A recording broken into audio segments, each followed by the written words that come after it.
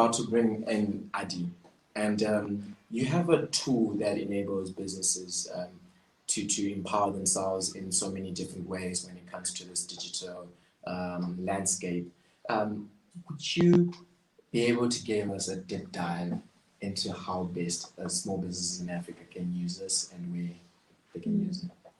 Well, again, it really depends on what profession they are and what they do for a living. As you say, again, where they are technically. But I think there's one thing that we say, every business can benefit from digitalization. It depends on the digitalization of what aspect in the business. Some businesses, again, if we're giving that example of, let's say, a financial consultant or a lawyer, they're able to take the entire business and put it online. As were, for example, yoga studios that were able to start training online and actually opened up new horizons for themselves that weren't there previously. And I think Jacqueline also mentions a lot of marketing services and a lot of ways of communicating with clients.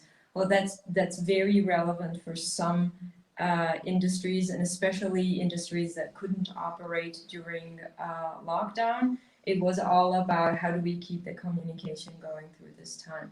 But I think for me, I would like to highlight a very specific issue, and I think for me it works across all of the business verticals, which is digital payments.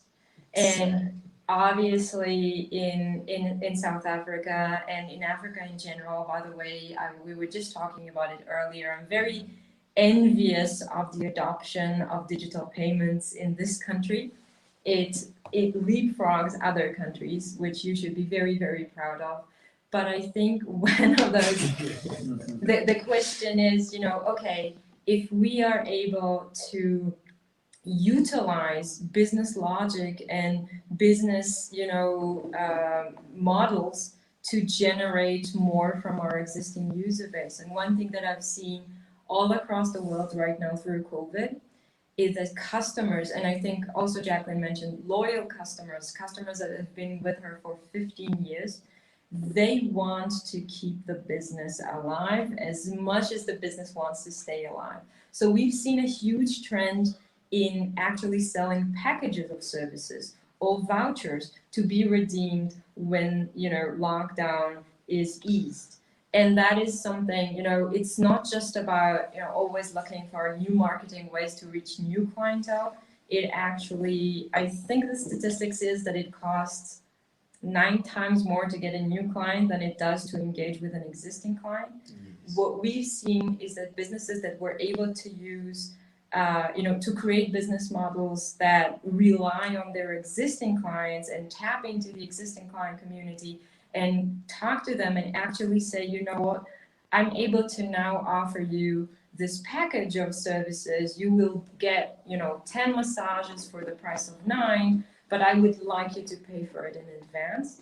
And again, this is something that is being enabled by the platform. We will help the business count, how many people are eligible, how many massages did you already book? Am I eligible for more? Is my package about to run out? Let us send you an automated reminder to buy a new one. And customers respond to that really, really beautifully.